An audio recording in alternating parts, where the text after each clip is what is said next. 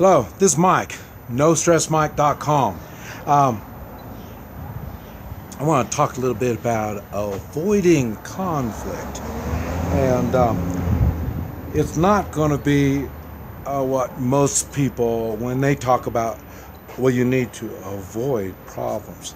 I'm not going to talk like they are. Most of the time, when people talk about avoiding problems, avoiding conflicts, physical encounters, they are talking about you're walking down the sidewalk and you see a group of people standing there on the sidewalk. You cross the street and walk on the other side. That's, yeah, they call that avoiding conflict. Okay, that's not what I'm talking about. Now, and you hear me talk about the three-man militia, and the three-man militia is basically the same thing. They're protecting their homes, they're protecting their families and friends, and avoiding conflict when you're in that type of a situation doesn't mean doing what you're told. In other words, if you are holding your block, your community, or whatever it is, that because your three-man militia is one of other three-man militias, and you don't defend that area by doing what the threats tell you to do. Okay, so but we still want to avoid conflict, but that doesn't mean you go along with what you were told. Okay, now you understand what I'm talking about. Okay, now what I do, this is what I do when I avoid conflict.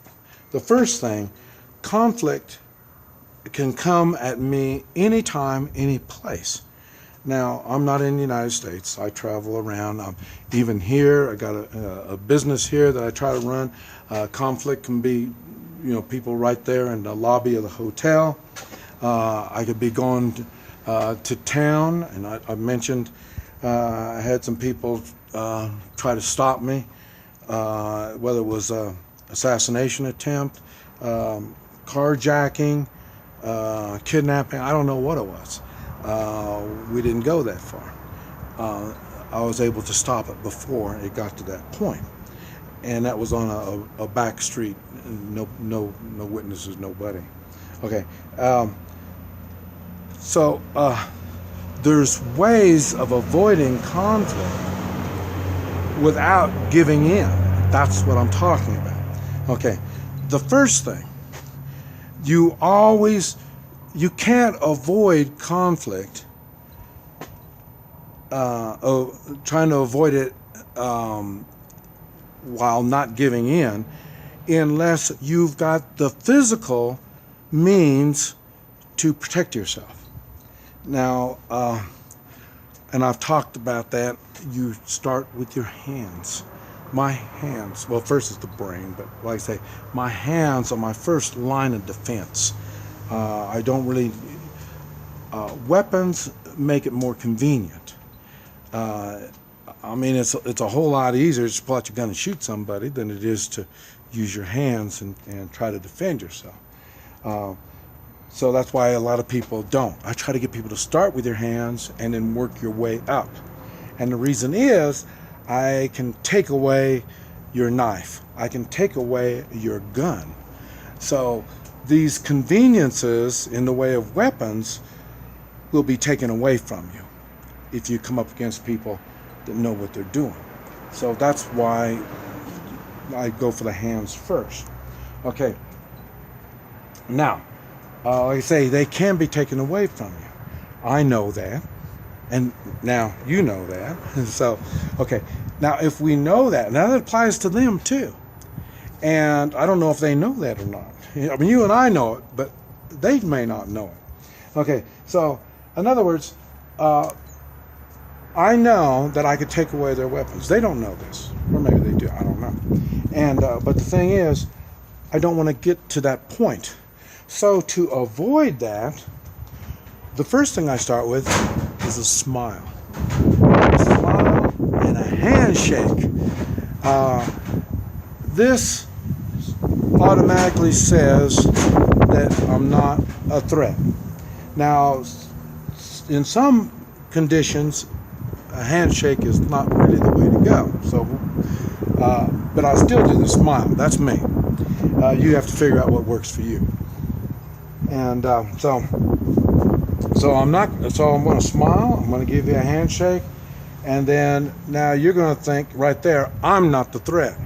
Me, Mike, is not the threat. So now what I'm determining, are they the threat? Okay, now they might have thought they were going to be the threat to start with, and now, you know, this guy's kind of friendly.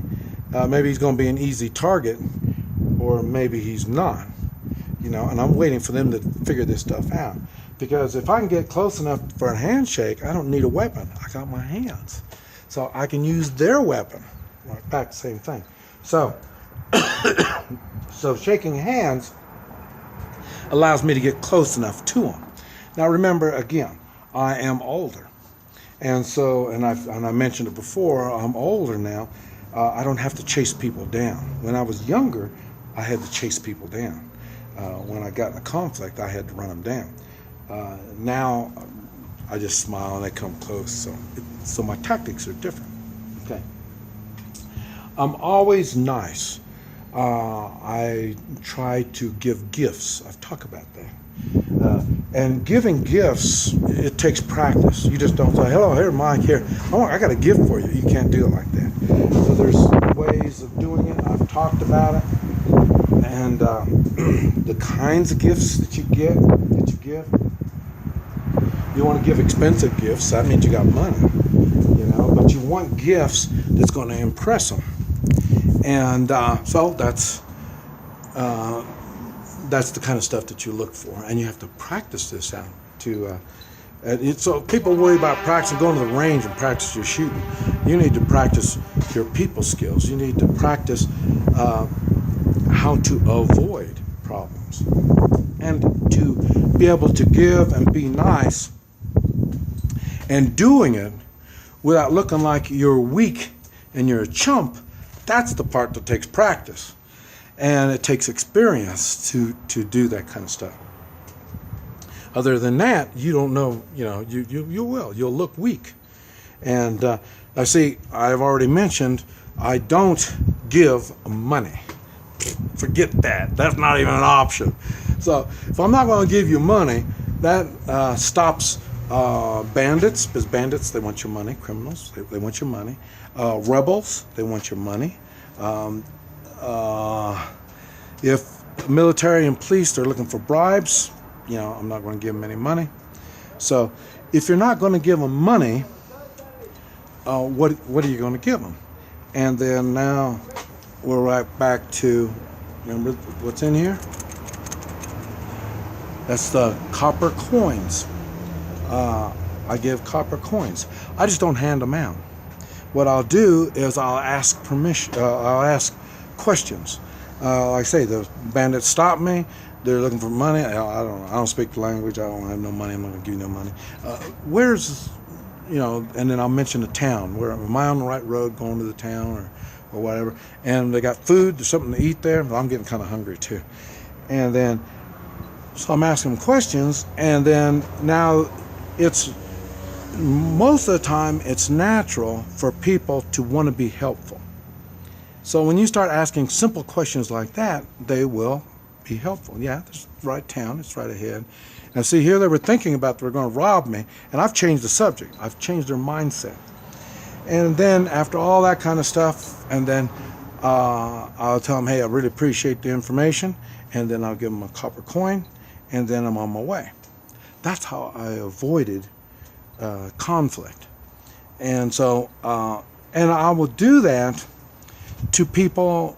Talk about, I've been to dinner parties. People introduce me to people, and when they're introduced me to them, I try to talk to them, get to know them, learn something about them, and all this kind of stuff, you know.